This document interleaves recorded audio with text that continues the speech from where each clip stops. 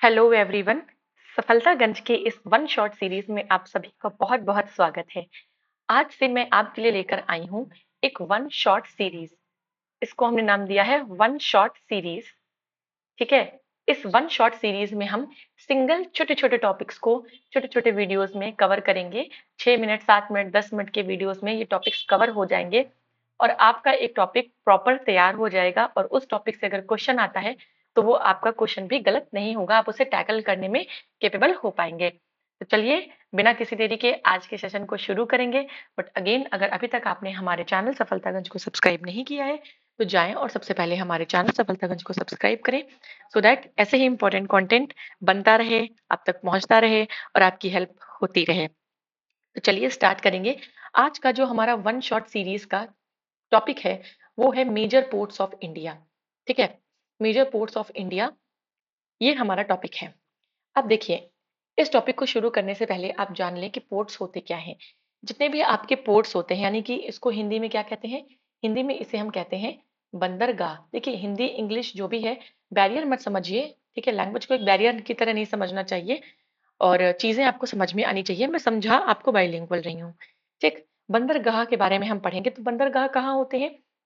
देखिए, ये जैसे आपका गुजरात वाला और इधर ये आपका पार्ट है, पेनिनसुलर इंडिया का पार्ट है। तो जहां पर समंदर होगा, इधर अरब सागर है, ठीक है, यहाँ पर हिंद महासागर है, यहाँ पे हिंद महासागर है और यहाँ पर आपका इधर बे ऑफ बंगाल है, बंगाल की खाड़ी है। तो बंदरगाह यहीं पर तो होंगे, यही किनारों पर ही तो होंगे। जहां पर समुद्र होता है वहीं पर बंदरगाह होते हैं। तो इस तरीके से जब हम बंदरगाह को पढ़ते हैं तो हमारे पास टोटल इंडिया में, ये हमारा वेस्ट पार्ट है, ये हमारा ईस्ट पार्ट है। वेस्ट में हमारे पास 1 2 3 4 5 6 निकल के आते हैं। ईस्ट में 1 2 3 4 5 और 6 निकल के आते हैं। और एक हमारा जो बंदरगाह है वो यहाँ पर है। ठीक है, यहाँ पर है अंडमान निकोबार में। ये एक है पोर्ट ब्लेयर जिसे हम कहते हैं। तो इस तरीके से आपने गिना कि 6 ईस्ट वेस्ट में, 6 ईस्ट में और एक यहाँ, यानी कि 6 + 6 + 1 इज इक्वल्स टू कितना हो गया? 13। तो इस तरीके से जब आप देखेंगे तो आप पाएंगे कि हमारे इंडिया में टोटल जो मेजर पोर्ट्स हैं, जो प्रमुख बंदरगाह हैं, उनकी संख्या कितनी है? वो है आपके 13 मेजर पोर्ट्स हैं हमारे यहाँ। ठीक है, तो यहाँ से हम शुरू करेंगे। तो देखिए, यहाँ पर यही लिखा है, टोटल लार्ज पोर्ट या मेजर पोर्ट्स कितने हैं? 13 है हमारे इंडिया में। स्मॉल पोर्ट्स की, अगर छोटे मोटे जो चितर बितर इधर उधर पोर्ट्स हैं उनकी बात करें तो टोटल मिला के लगभग 200 बंदरगाह हैं। ठीक है, 200 के नाम तो आप याद कर नहीं सकते, लेकिन इन 13 पोर्ट्स के नाम आपको बिल्कुल दिमाग में, इनकी जगह किस स्टेट में है और कहाँ पर है, ये आपको बिल्कुल दिमाग में छपा होना चाहिए। देखिए, मैंने आपको सेम बात बताई कि 6 पोर्ट आपके वेस्टर्न घाट्स पे हैं, वेस्ट कोस्ट लाइन पे हैं। 6 आपके जो पोर्ट्स हैं वो ईस्ट कोस्ट लाइन पे हैं और एक पोर्ट आपका अंडमान निकोबार में है जिसको हम पोर्ट ब्लेयर कहते हैं, वहां का ये बंदरगाह है। राइट, इतनी बात आई होप आप सभी को बहुत अच्छे से समझ में आ गई होगी। ये जो सीरीज है इसमें जो भी आपको टॉपिक्स पढ़ाए जा रहे हैं वो हर वनडे एग्जाम के लिए इंपॉर्टेंट है। चाहे वो आपका रेलवे हो, चाहे वो आपका देखिए रेलवे का कोई एग्जाम हो, ठीक, चाहे वो आपका टीचिंग का कोई भी एग्जाम हो, whether it is super TET, TGT, PGT, GIC, कोई भी हो, जहां भी जीएस आती है वहां मैं बात कर रही हूँ। चाहे आपका जो है एसएससी का एग्जाम हो, ठीक है, सीएचएसएल हो, सीजीएल हो, जीएस तो हर जगह आती है। और आपके कह सकते हैं कि पुलिस के कोई एग्जाम हो, ठीक है, पुलिस के, इवन आपके स्टेट पीसीएस तक में भी क्वेश्चन इससे बनते हैं। तो मैं आपको होलसम टॉपिक पढ़ाने की पूरी कोशिश करूंगी कि आपका इस लेवल में कहीं भी आ जाए तो आप क्वेश्चन को टैकल कर पाए। ठीक है, चलिए आगे हम बढ़ेंगे, आगे बढ़ेंगे। तो इतना हमने पढ़ लिया कि 6 वेस्ट कोस्ट पे हैं, 6 हमारे ईस्ट कोस्ट पे हैं और एक हमारा कहाँ है? पोर्ट ब्लेयर, अंडमान निकोबार में। अब हम पहले बात करेंगे वेस्ट टू ईस्ट। ठीक है, वेस्ट टू ईस्ट हम जाएंगे, यानी कि हम वेस्ट से यहां से शुरू करेंगे गुजरात से और फिर इधर से होते हुए, यहां से होते हुए फिर हम इधर ईस्ट में आ जाएंगे। ठीक है, ईस्ट में, ये पूरा ईस्ट का पार्ट है। तो वेस्ट से शुरू करेंगे। तो वेस्ट में सबसे पहले यहाँ पड़ेगा क्या? हमारा गुजरात। गुजरात पड़ेगा ना? तो गुजरात पड़ेगा, मैं यहाँ कलर चेंज कर लेती हूँ। जब यहाँ पे गुजरात पड़ेगा तो गुजरात में कौन सा है? देखिए, सबसे पहला है आपका कांडला बंदरगाह। कौन सा है ये? आई थिंक लाइट हो रहा है। यस, कांडला बंदरगाह यहाँ पर पड़ेगा। कांडला बंदरगाह, इस बंदरगाह का नाम है कांडला। देखिए, कराची बंदरगाह का ये विकल्प है, ठीक है। जो आपका कराची पोर्ट था, आपको पता है गुजरात और पाकिस्तान के बीच में सर आपका जो है क्रीक लाइन को लेकर भी विवाद चल रहा है। क्रीक लाइन के बारे में हमने कल ही पढ़ा था कि 96 किलोमीटर स्क्वायर का ये एक एरिया है, दलदली एरिया है, जो कि आपका पाकिस्तान के सिंध प्रांत, पाकिस्तान के सिंध और हमारे इंडिया के गुजरात के बीच में ये मुद्दा चल रहा है। पाकिस्तान कह रहा है कि ये एरिया हमारा है, सिंध में आता है, जबकि इंडिया कह रहा है नहीं, ये हमारे गुजरात में आता है। फिलहाल इस पर इंडिया का पूरा अधिकार बरकरार है, राइट। तो अब क्या है, जो पाकिस्तान का कराची बंदरगाह है, वहां का ये एक तरीके का विकल्प है, हमारे यहाँ बन गया है, तो वहां से जो काम होना था वो यहाँ से अब हो जाता है, ठीक है। कांडला का जो नाम है वो चेंज किया गया 1965 में। 1965 में इसका नाम चेंज करके क्या रख दिया गया? ये विजिबल नहीं हो रहा है, रेड ही विजिबल है। 1965 में इसका नाम चेंज करके कर दिया गया पंडित दीनदयाल उपाध्याय पोर्ट। तो ये इंपॉर्टेंट है। पहली बात कि कांडला बंदरगाह कहाँ है, तो गुजरात में है। किस बंदरगाह का ये ऑप्शन है, विकल्प है, तो कराची का। तीसरी बात कि इसका नाम पंडित दीनदयाल उपाध्याय कब चेंज किया गया, तो 1965 में, ठीक है। और ये एक नेचुरल पोर्ट है। देखिए, पोर्ट दो तरीके के हो सकते हैं, एक जो नेचुरली बने हों, प्राकृतिक रूप से हों, एक जिन्हें हमने आर्टिफिशियली बनाया हो, ठीक है। तो नेचुरल कम है, आर्टिफिशियल ज्यादा है हमारे यहाँ, ठीक है। डिस्ट्रिक्ट किस डिस्ट्रिक्ट में है आपका कांडला, तो ये कच्छ में है। कच्छ आप जानते होंगे, कच्छ डिस्ट्रिक्ट है गुजरात का, वहां पर है। अब यहाँ पर होता क्या है, जैसा कि मैंने आपको एक लेक्चर में बताया भी था कि जो हमारा इंडिया का मैनचेस्टर है, मैनचेस्टर जगह है कहाँ, यूके में। किसके लिए? कॉटन टेक्सटाइल्स के लिए बहुत फेमस है। कॉटन टेक्सटाइल्स के लिए बहुत फेमस है, कॉटन के कपड़ों के लिए बहुत फेमस है। तो वैसे ही इंडिया में हमारे यहाँ अहमदाबाद, अहमदाबाद जो है उसे हम मैनचेस्टर ऑफ इंडिया कहते हैं, ठीक है। मैनचेस्टर ऑफ इंडिया कहते हैं। देखिए, कोई चीज अगर विश्व में कहीं प्रसिद्ध है और हमारे इंडिया में अगर वही चीज किसी एरिया में प्रसिद्ध है, तो हम उसको उस चीज से उसकी तुलना कर देते हैं, ठीक है। तो मैनचेस्टर ऑफ इंडिया कहते हैं। तो ऑब्वियस सी बात है, जब कॉटन क्लोथ्स बन रहे हैं, आपके कॉटन फैब्रिक्स बन रहे हैं, टेक्सटाइल का बिजनेस है अहमदाबाद में, गुजरात में है अहमदाबाद, तो वहां से आपका कॉटन क्लोथ्स ही एक्सपोर्ट होता है। लेकिन ऐसा इसका मतलब ये नहीं कि केवल कॉटन क्लोथ्स ही होते हैं। देखिए, कॉटन बनता है, आपका कपास होता है, और कपास काली मिट्टी में होता है, और गुजरात में काली मिट्टी, महाराष्ट्र में काली मिट्टी, एमपी के मालवा के पठार में ब्लैक सॉइल होती है आपकी। तो इस तरीके से वहां पर कॉटन ज्यादा होता है, तो कॉटन आपका एक्सपोर्ट होता है। अब आगे बात करेंगे हम दूसरे, ठीक है, दूसरे पोर्ट की हम बात करेंगे। दूसरा जो पोर्ट है हमारा, उसके बारे में बात करेंगे। उसका क्या नाम है, दूसरे पोर्ट को देखेंगे। दूसरे पोर्ट का हमारा नाम है मुंबई पोर्ट, ठीक है, मुंबई पोर्ट। अब जो मुंबई पोर्ट है आपका, मुंबई पोर्ट आपका इंडिया का लार्जेस्ट पोर्ट है, याद रखिएगा। इंडिया का सबसे बड़ा बंदरगाह कौन सा है, तो मुंबई का बंदरगाह इंडिया का सबसे बड़ा बंदरगाह है, ठीक है। इंग्लिश लिखा है, कोई बात नहीं, लेकिन इतना टफ नहीं लिखा है, मैं आपको बता रही हूँ प्रॉपर हिंदी में, ठीक है। सबसे बड़ा, लार्जेस्ट, सबसे बड़ा, भारत का सबसे बड़ा बंदरगाह मुंबई बंदरगाह है। और सबसे ज्यादा बिजनेस जो होता है, व्यापार होता है, वो इसी पोर्ट से होता है। यहाँ एयरपोर्ट लिखा है, गलत लिखा है, मुंबई पोर्ट से ही सबसे ज्यादा व्यापार होता है, ये याद रखिएगा। यहाँ भी एयरपोर्ट लिख दिया गया है, गलत है ये। मुंबई पोर्ट नेचुरल है, और इसको हम गेटवे ऑफ इंडिया भी कहते हैं, ठीक है। मुंबई पोर्ट जो है वो एक प्राकृतिक रूप से बना हुआ बंदरगाह है, और इसको हम गेटवे ऑफ इंडिया कहते हैं। तीसरा जो पोर्ट है, देखिए इसके बारे में तीन बात याद रखिएगा। मुंबई पोर्ट आपका कहाँ है, मुंबई यानी महाराष्ट्र में, भारत का सबसे बड़ा बंदरगाह है, भारत का सबसे ज्यादा व्यापार करने वाला बंदरगाह है, ठीक है। और आपका मुंबई पोर्ट प्राकृतिक, ठीक है, प्राकृतिक रूप से बना हुआ है, उसको हम गेटवे ऑफ इंडिया कहते हैं। नेक्स्ट है आपका तीसरा, नावा शेवा, ठीक है, नावा शेवा। नावा शेवा जो है ये भी आपका मुंबई में है, लेकिन इस ये जो है आपका, ये आपका आर्टिफिशियल पोर्ट है। अब आप कहेंगे कि जब मुंबई में ऑलरेडी मुंबई पोर्ट था, इतना बड़ा, इंडिया का सबसे बड़ा बंदरगाह था, तो नावा शेवा बनाने की मतलब, क्योंकि आर्टिफिशियल है मतलब बनाया गया है, उसको बनाने की क्या जरूरत थी? तो देखिए, बहुत ज्यादा बिजिएस्ट पोर्ट है इंडिया का मुंबई का बंदरगाह, ठीक है। उसके जो उसका बर्डन है उसको रिड्यूस करने के लिए एक आर्टिफिशियल पोर्ट बनाया गया, जिसको नावा शेवा नाम दिया गया। और नावा शेवा का जो दूसरा नाम है वो क्या है, वो पंडित जवाहरलाल नेहरू बंदरगाह है। ये भी आपको याद रखना है कि अगर क्वेश्चन आ जाए कि पंडित जवाहरलाल नेहरू बंदरगाह कहाँ है, तो महाराष्ट्र में। पंडित जवाहरलाल नेहरू बंदरगाह का दूसरा नाम बताइए, तो नावा शेवा। पंडित जवाहरलाल नेहरू बंदरगाह या नावा शेवा बंदरगाह प्राकृतिक बंदरगाह है या कृत्रिम है, तो कृत्रिम है यानी आर्टिफिशियल है। ठीक है, तो इतनी चीजें आपको याद रखनी है। या पंडित जवाहरलाल नेहरू या नावा शेवा बंदरगाह को क्यों निर्मित किया गया, किसका भार कम करने के लिए निर्मित किया गया, तो आपका मुंबई बंदरगाह के भार को कम करने के लिए इसको बनाया गया।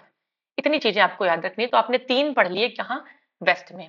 ठीक है, 3 आपने वेस्ट में पढ़ लिए। अब आप चौथा पढ़ने जा रहे हैं। चौथा है आपका मार्मा गांव। ठीक है, मार्मा गांव जो है वो बेसिकली आपका गोवा में है। ठीक है, इस तरीके से आप चलते चले आ रहे हैं। इस तरीके से आप चलते चले आए। गुजरात में 1 पढ़ा, महाराष्ट्र में 2 पढ़ लिए, 1 हो गया, 2 3 हो गया। अब आप गोवा आ गए हैं। गोवा में आप चौथे नंबर का यहाँ पढ़ रहे हैं। ठीक है, गोवा में आप चौथे नंबर का पढ़ रहे हैं। अब देखिए, आयरन के जो ओर्स हैं, अयस्क होते हैं, ये एक्सपोर्ट होते हैं ईरान थ्रू दिस पोर्ट। लौह अयस्क ईरान को भेजे जाते हैं, उनका निर्यात होता है इस बंदरगाह के सहायता से। तो मार्मा गांव अगर आ जाए कि यानी गोवा में जो मार्मा गांव आपका बंदरगाह है, उसका जो इस्तेमाल है वो किस लिए होता है, तो वहां से निर्यात किया जाता है लौह अयस्क का। किसका, लौह अयस्क का निर्यात किया जाता है। कहां पर, ईरान को निर्यात किया जाता है। ठीक है, अब ऐसा क्यों है, ठीक है, तो इसलिए क्योंकि जो सबसे ज्यादा आयरन ओर्स हैं वो कर्नाटका में होते हैं। आपको पता है इधर गोवा है और इधर बीच में इधर ये कर्नाटका है। तो आपको पता है कि गोवा और कर्नाटका जुड़े हुए हैं। तो कर्नाटका से गोवा लाके गोवा के पोर्ट से चीजें इंपोर्ट करना ज्यादा आसान होगा, बजाय इसके कि कर्नाटका से केरला ले जाएं या तमिलनाडु ले जाएं और नीचे उसके बाद हम उसको पोर्ट करें। ठीक है, तो इस तरीके से ये ज्यादा इजी होगा एज कम्पेयर टू केरला ले जाएं या तमिलनाडु ले जाएं या कहीं और ले जाएं। और सबसे नियरेस्ट होता है, वहां से हम उसको एक्सपोर्ट कर देते हैं। तो इस तरीके से कर्नाटका में सबसे ज्यादा आपके लौह अयस्क होते हैं, वहां की खदानें सबसे ज्यादा है लौह अयस्क की। इसलिए कर्नाटका से चीजें गोवा आती हैं बाई रोड और फिर गोवा से ईरान चली जाती हैं आपका थ्रू दिस पोर्ट, यानी मार्मागांव पोर्ट की हेल्प से चली जाती हैं। तो ये आपका चौथा पोर्ट था। नेक्स्ट है आपका न्यू मैंगलोर पोर्ट। ठीक है, मैंगलोर आपको पता होना चाहिए कि मैंगलोर जो है वो आपका कर्नाटक में है और जो मैंगलोर पोर्ट है आपका, ये भी आपका कर्नाटका में है। ठीक है, देखिए यहाँ कर्नाटक आ जाएगा, तो कर्नाटका में है। और जो मैंगलोर पोर्ट है, मैंगलोर पोर्ट आपको उसको हम कॉफी पोर्ट कहते हैं। आपको पता है सबसे ज्यादा कॉफी आपकी कर्नाटका में होती है। ठीक है, कर्नाटका में होती है और यहाँ से कॉफी का बहुत ज्यादा एक्सपोर्ट होता है, तो इसको हम कॉफी पोर्ट कहते हैं। कॉफी यहाँ सबसे ज्यादा होती है, कर्नाटका में ही कॉफी होती है। यहाँ पर जो है बाबा बूदान की पहाड़ी है, बाबा बूदान की पहाड़ी। देखिए कहा जाता है, मैं आपको एक कहानी बताती हूँ थोड़ा सा कॉफी के बारे में। कॉफी इंडिया आई कैसे, इसके बारे में थोड़ी कहानी बताती हूँ। केवल लिखी लिखी चीजों को पढ़ लेना यही थोड़ी ना करना है। देखिए क्या था कि जो बाबा बूदान थे वो गए थे यमन, यमन गए थे। तो यमन जो है, यमन गए तो वहां उन्होंने कॉफी पी। उन्होंने कॉफी पी तो उन्होंने कॉफी के 4 5 6 जो सीड्स होते हैं कॉफी के, ठीक है, कॉफी के सीड्स को, क्योंकि वहां से कुछ भी लाना अलाउड नहीं था, तो कॉफी के सीड्स को उन्होंने अपने जो भी उन्होंने शर्ट पहना हो या कुर्ता पहना हो, जो भी पहना था, उसकी जो स्लीव थी उसमें छुपा लिया था। फिर वो उसको लेकर इंडिया आ गए थे। फिर वो यही कर्नाटका में एक पहाड़ी थी, उस पर उन्होंने कॉफी को उगाया। इसीलिए उस पहाड़ी को नाम दे दिया गया बाबा भूदान की पहाड़ी।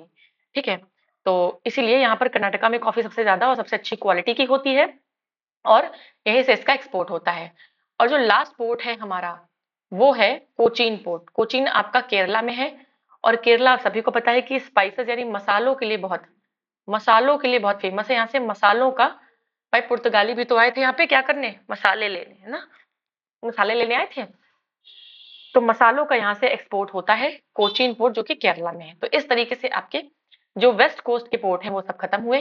अब हम आ जाएंगे कहाँ पर, अब हम आ जाएंगे ईस्ट कोस्ट के जो हमारे पोर्ट्स हैं उन पर आ जाएंगे। ठीक है, ईस्टर्न कोस्ट वाले। तो देखिए ईस्ट कोस्ट जब आप स्टार्ट करेंगे इस तरीके से यहाँ से, तो देखिए यहाँ कोलकाता से स्टार्ट होगा। ठीक है, कोलकाता से स्टार्ट होगा।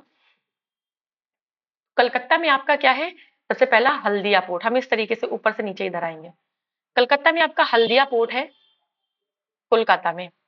ये किस रिवर के बैंक पे है, तो ये आपका हुगली नदी पर है, ठीक है। कोलकाता पोर्ट का जो हेल्पर है वो हल्दिया पोर्ट है, हल्दिया पोर्ट, ठीक है। कोलकाता हल्दिया पोर्ट ये मिलाकर बोल रहे हैं। कोलकाता पोर्ट का जो हेल्पर है वो हल्दिया पोर्ट है। जैसे मुंबई पोर्ट का हेल्पर कौन सा था, वो था नवा शेवा या जवाहरलाल नेहरू।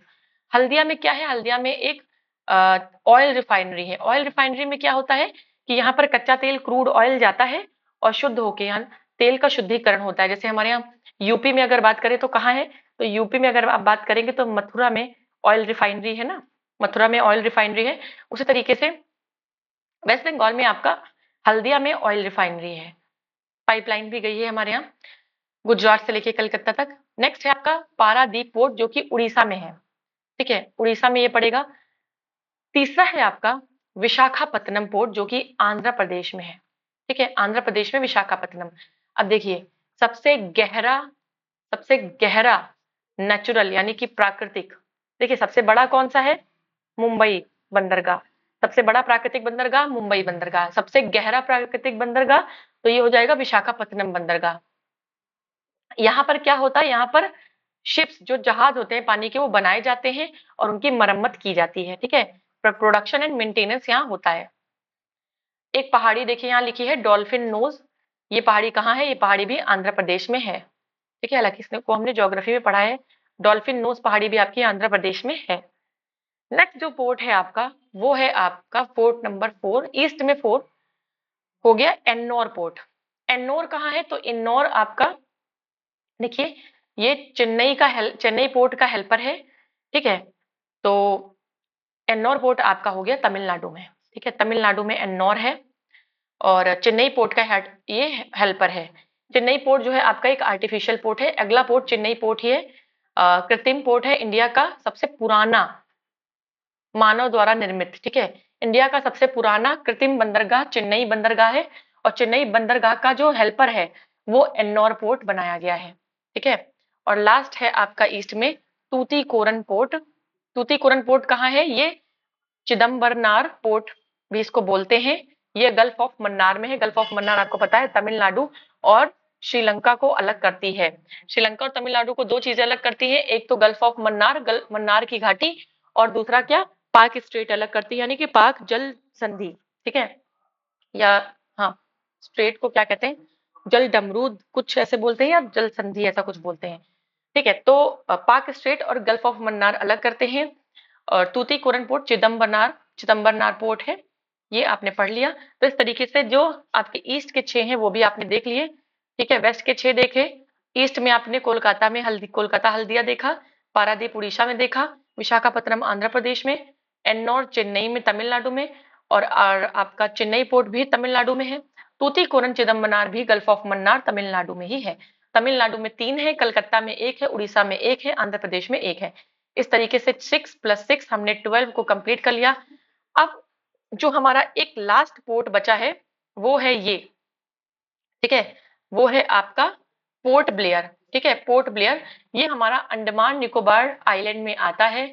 ये भी क्वेश्चन आ सकता है, एकमात्र बंदरगाह जो भारत के मेन जो आपका स्थल सीमा है, स्थल वाला जो भाग है, मेन लैंड एरिया में नहीं है। तो मेन लैंड एरिया में आपका अंडमान निकोबार में जो पोर्ट ब्लेयर है वो नहीं है। वो आप अंडमान निकोबार आपका वाटर आइलैंड्स में आ जाता है हमारी इंडिया का पार्ट, बट आइलैंड्स में आ जाता है, मेन लैंड ऑफ इंडिया में नहीं आता है। तो ये भी एक क्वेश्चन बन सकता है। यहाँ से याद रखेंगे कि पोर्ट ब्लेयर अंडमान निकोबार में। तो इस तरीके से 6 + 6 + 1 यानी कि 13 मेजर पोर्ट्स को आपको बिल्कुल याद रखना है, बहुत अच्छे से याद रखना है। सबसे बड़ा प्राकृतिक बंदरगाह मुंबई बंदरगाह, सबसे गहरा प्राकृतिक बंदरगाह आपका आंध्र प्रदेश में विशाखापत्तनम, ठीक है। सबसे पुराना कृत्रिम बंदरगाह आपका चेन्नई में, चेन्नई पोर्ट, ठीक है, चेन्नई का बंदरगाह। चेन्नई बंदरगाह का हेल्पर एन्नौर बंदरगाह। तो ठीक है, लार्जेस्ट फील्ड ऑफ पोर्ट, किस बंदरगाह की फील्ड सबसे बड़ी है, तो कोचीन की फील्ड सबसे बड़ी है, ये याद रखना है। कोचीन कहाँ, ये आपका केरला में है, इतना आपको याद रखना है। कोचीन जो केरला में है इसकी जो फील्ड है वो सबसे बड़ी है। ये कुछ एक्स्ट्रा पोर्ट्स के बारे में लिखा है। अलग पोर्ट है, जैसे ये गुजरात में है, भावनगर पोर्ट भी आपका गुजरात में है। भावनगर में ऑयल रिफाइनरी भी है, तेल शोधकरण तेल शोध कारखाना, ठीक है, तो अलख भी गुजरात में है और आपका भावनगर भी है। रत्नागिरी आपका महाराष्ट्र में है। पणजी आपको पता है गोवा की कैपिटल, ये पणजी गोवा में है। ये बाकी के छोटे मोटे पोर्ट्स हैं इंपॉर्टेंट। कालीकट आपका केरला में है, ठीक है, वास्को डिगामा आया था। मछलीपत्तनम या मसूलीपत्तनम आपका आंध्र प्रदेश में है। ये थोड़े फेमस हैं और बट ये 13 मेजर में नहीं आते हैं, ये ऐसे ही छोटे मोटे हैं, लेकिन ये इनके नाम याद होने चाहिए, कहाँ पर है याद होना चाहिए, क्योंकि ये थोड़ा सा पूछ लिए जाते हैं। अलग पोर्ट जो है यहाँ पर क्या होती है, जो जहाज होते हैं इनकी मरम्मत की जाती है, ठीक है, मरम्मत भी होती है। और यहाँ पर जो है एक तरीके से कबाड़ खाना है, जहाज जो खराब हो जाते हैं उनमें से अच्छी चीजें निकाल के फिर उसको यूज कर लेते हैं, यहाँ पर तोड़ फोड़ की जाती है जहाज की। ये एक छोटा सा टॉपिक और है, बस इतना ही है, ये भी थोड़ा पढ़ लीजिए। आप अपने पोर्ट्स पढ़ाए तो थोड़ा सा पढ़ लीजिए कि इंडिया में टोटल वाटर वेज कितने हैं। वाटर वेज का मतलब क्या, समुद्री जलमार्ग, ठीक है, या जलमार्ग कितने हैं, ठीक है, जलमार्ग होगा समुद्री नहीं, तो जलमार्ग कितने हैं, ठीक है। तो इंडिया में टोटल जो NHW है, ठीक है, NH आप बोलते हैं नेशनल हाईवे, NHW होता है नेशनल वाटर हाईवे। तो नेशनल वाटर हाईवे आपके दो हैं, एक NHW 1 और एक है NHW 2। NHW 1 यानी राष्ट्रीय जलमार्ग 1, ये कब बना था, ये 27 अक्टूबर 1986 को बना था। ये सबसे बड़ा वाटरवे है, इंडिया का सबसे बड़ा जलमार्ग है। और ये कहाँ जाता है, यूपी के इलाहाबाद से, देखिए सोचिए, यूपी के इलाहाबाद से हल्दिया, हल्दिया भी आपने पढ़ा कहाँ है, वेस्ट बंगाल कलकत्ता में है। तो यूपी के इलाहाबाद से हल्दिया वेस्ट बंगाल जाता है, सबसे लंबा जलमार्ग है NHW 1। 27 अक्टूबर 1986 को बना था। और ये किस नदी पर बना है भाई, वाटरवे है तो किसी नदी पर ही बना होगा, तो ये गंगा और हुगली नदी पर बना है, गंगा और हुगली नदी पर बना है। इसकी जो टोटल लेंथ है वो 1620 किलोमीटर है। कितनी, 1620 किलोमीटर। NHW 2 ये 1 सितंबर 1988 को बना था और ये आसाम के में सादिया से लेकर डुबरी, आसाम में ही, आसाम से शुरू होकर आसाम में ही खत्म है, सादिया से डुबरी तक है। और ये किस पर बना है, यहाँ पर ब्रह्मपुत्र रिवर बहती है, तो ये ब्रह्मपुत्र रिवर पर बना है। इतना आपको याद रखना है। तो इस तरीके से आपका जो मेजर पोर्ट्स का टॉपिक है वो फिनिश होता है। अब आपका पोर्ट से कोई भी क्वेश्चन आएगा तो वो गलत नहीं होगा, पोर्ट्स का कोई भी क्वेश्चन आपसे गलत नहीं होगा, ये आप भरोसा रखिए। तो इस तरीके से हमने देखिए ये कवर कर लिया है। एडिशनल इन्फॉर्मेशन बताई इसलिए थोड़ा सा वीडियो लेंदी हो गया है, बट आगे की वीडियोस इतने लेंदी नहीं होंगे। तो चलिए आज के लिए इतना ही, मिलेंगे अब नेक्स्ट सेशन में, तब तक के लिए गुड बाय।